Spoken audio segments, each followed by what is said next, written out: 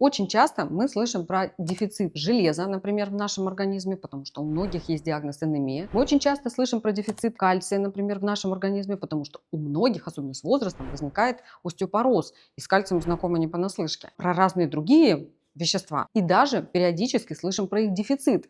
Но ничего не знаем про дефицит магния в организме.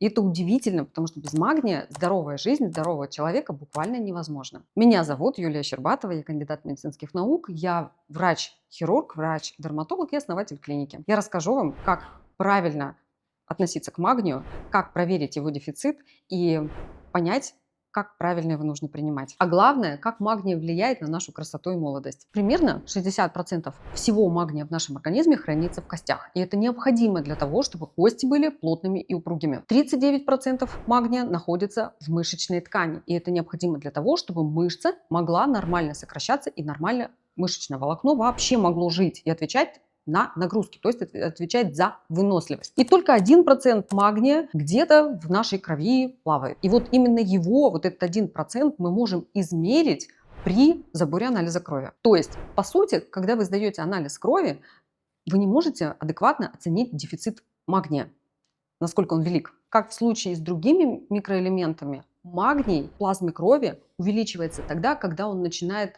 вымываться из костей. То есть, если количество магния в плазме крови возрастает, как, например, и кальция тоже, то это грозный признак. Много – это не значит хорошо. Это означает, что магний выходит из костей и попадает в плазму крови. Поэтому ориентироваться на уровень магния в крови довольно бесполезно. Итак, какие же симптомы дефицита магния существуют? Они очень неспецифичны и можно легко запутаться. Как вы можете заподозрить у себя дефицит магния? Это мышечные подергивания, это судороги в нижних конечностях, иногда даже и в пальчиках рук.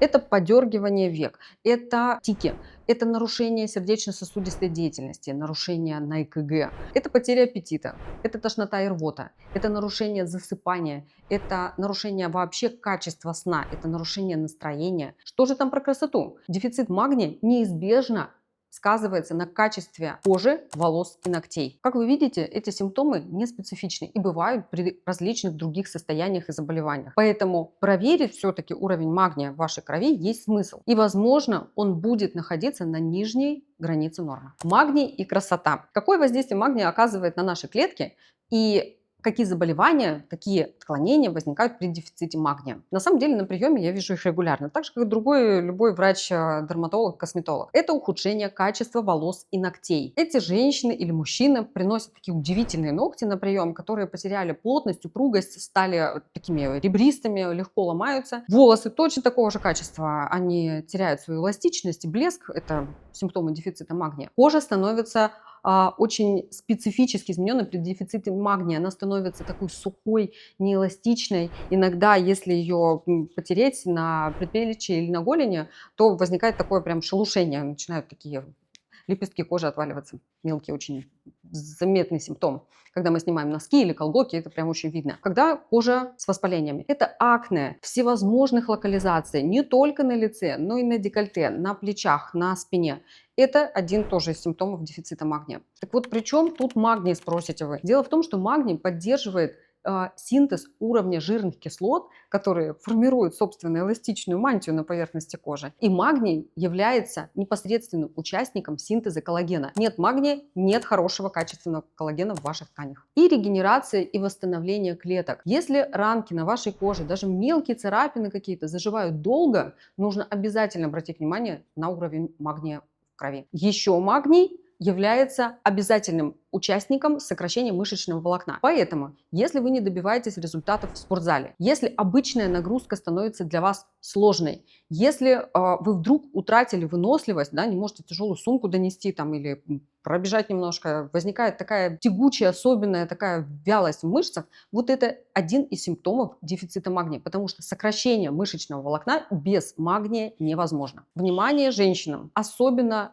если у вас есть синдром поликистозных яичников. Невозможно нормальное функционирование тканей яичников без достаточного количества магния. Если вы плохо засыпаете, если качество вашего сна нарушено, если у вас возникает тревожность во время сна, вы просыпаетесь бог знает от чего, если сон нормальное количество часов сна не приносит отдыха, это тоже симптом дефицита магния. И, наконец, общее здоровье. Что мы в это вкладываем? Это нормальный функционал всех наших органов и тканей. Привычно низкое поступление магния может привести к сбою всех системы органов. Например, нарушение сердечно-сосудистой деятельности, изменение давления. Те люди, которые говорят, что у меня всегда низкое давление, я гипотоник, это люди, у которых есть дефицит магния. Это нарушение памяти. Память страдает всегда при дефиците магния. Это мигрени, головные боли. Они очень часто связаны с дефицитом магния. И это иммунитет, это сопротивляемость всем нашим вирусным, бактериальным нагрузкам, это сезонные ОРВИ, это частые простудные заболевания, это инфекции верхних дыхательных путей. Если у вас низкое поступление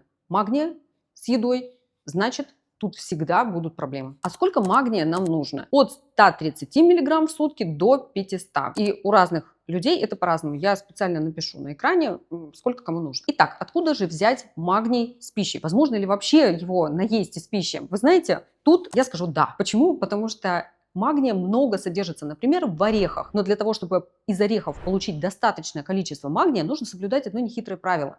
Если орешек в оболочке в такой, например, фундук или грецкий орех, или даже кешью, нужно его замочить в теплой воде не меньше, чем за час. Тогда из оболочки, она даже может шелушиться, и это будет хорошо, исчезнет фитиновая кислота, которая препятствует усвоению магния. Тогда орехи принесут вам пользу. Тот же самый трюк нужно проделывать с зеленью. Это мой любимый продукт. Я его умею и люблю есть, и всегда учу своих пациентов для того, чтобы из зелени получить максимальное количество магния, вот этого биоактивного живого магния. Зелень нужно тоже замочить в воде.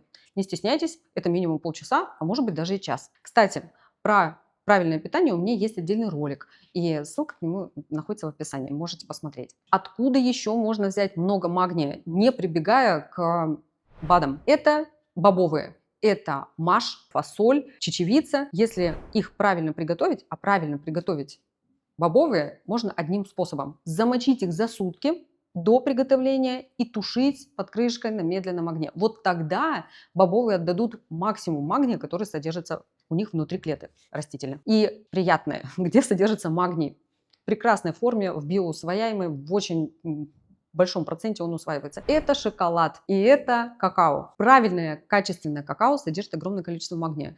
Кусочек черного шоколада можно и нужно съесть во время завтрака. А еще доказано, что такое применение шоколада, такой прием шоколада гарантированно улучшает тканевой иммунитет. Если у вас остались вопросы, вы можете оставить их в комментариях под этим роликом. Там же есть ссылка на мой телеграм-канал, на который вы можете подписаться и задать вопросы там. В этом канале мы отвечаем на все вопросы, которые связаны с вашим здоровьем.